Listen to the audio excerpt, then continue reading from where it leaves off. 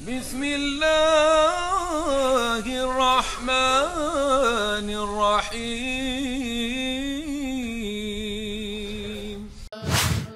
سبحان الله والحمد لله ولا إله إلا الله. Compte tenu de l'absence des documents médiatiques concernant les quelques personnages ou passages de ce film, on a été dans la nécessité de les représenter par d'autres séquences ou d'autres personnages, qu'ils soient connus ou anonymes afin de donner plus de réalisme à ce projet. Toute ressemblance est pure coïncidence. Au nom de Dieu, le clément, le miséricordieux. Que la prière et la paix soient sur son prophète, ses compagnons et les élus. Héritiers de sa sagesse, témoins de la vérité.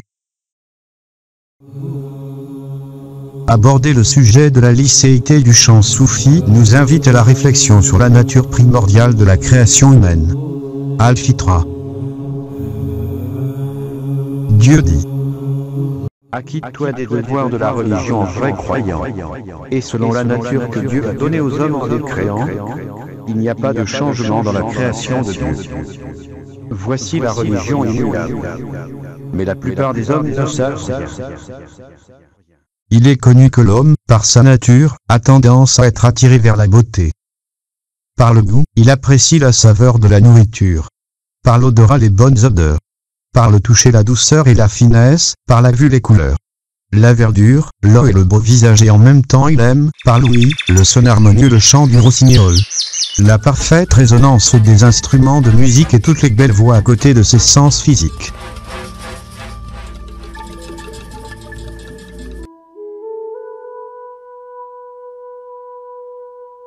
Dieu l'a gratifié de privilèges tels que la science, la connaissance, le bien, la clémence, l'amour, la compassion, la douceur, la bienveillance, ainsi que d'autres qualités louables que la loi divine nous ordonne d'en prendre soin et de les préserver. C'est cette même nature primordiale, Al-Fitra, qui fait que l'enfant s'assagit et s'endort lorsqu'il entend un son mélodieux.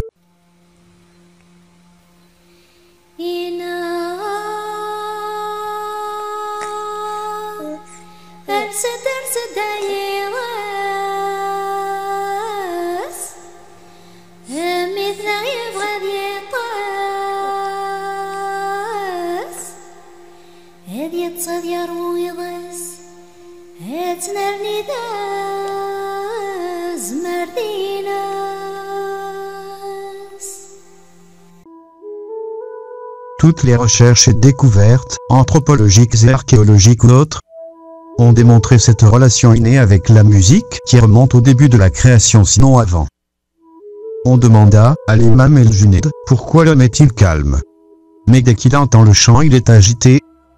Il répondit: lorsque Dieu, lors du premier pacte, s'adressa aux âmes et leur dit: ne suis-je pas votre Seigneur?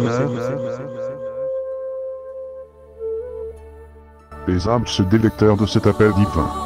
Et lorsqu'elles entendent le chant dans ce monde, se rappellent les remous.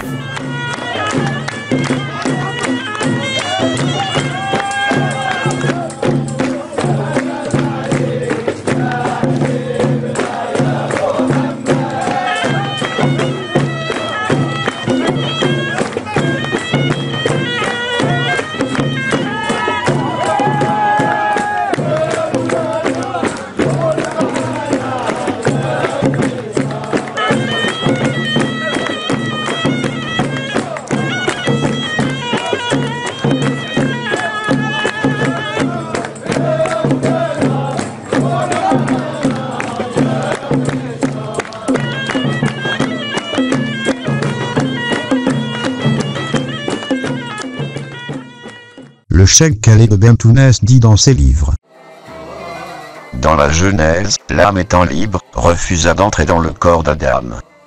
Alors Dieu appela les anges et leur ordonna de charmer l'âme en jouant de la musique. Celle-ci n'acceptait d'entrer dans le corps d'Adam que parce qu'elle était ivre de musique.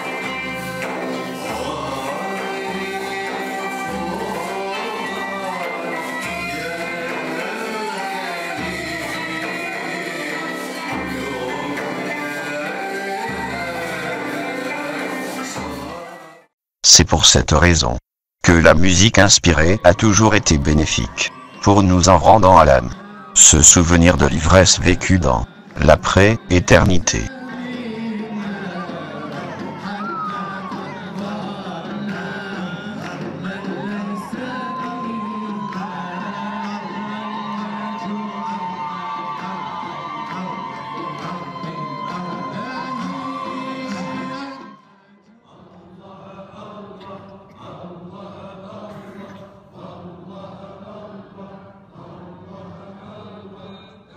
La musique accompagnée ou non de chant joue un très grand rôle dans le soufisme.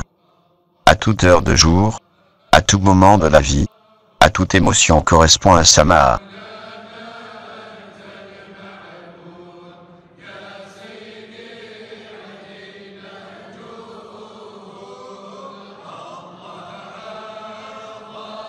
C'est une musique immuable et éternelle.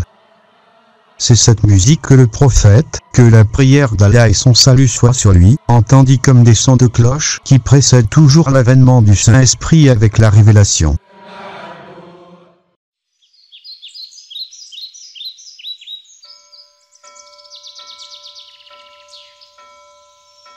Le cheikh Sidi El Mahdi Bantounès a dit que les gens de l'entendement et de l'intuition là savourent dans leur retraite lors de l'invocation du nom de l'aimé, comme la plus belle des symphonies jouées par les astres et les constellations dans cet univers. En tout atome se trouve la louange et la glorification de la magnificence divine. Le cheikh Khaled de Bantounès dit que la musique que l'être spirituel entend ici-bas est comme un écho du verbe divin et de la musique céleste.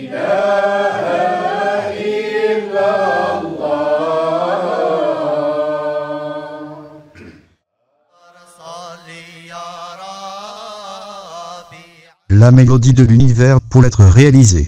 C'est une ascension vers le monde manifesté pour libérer son âme. Il entend dans les sons des différents tons de cet univers le rappel de Dieu et en vérité. Le glorifiant les sept cieux et la terre, et ceux qui se contiennent. Il n'est aucune chose qui ne le glorifie par sa louange, mais vous ne comprenez pas leur glorification. يا ذا الجود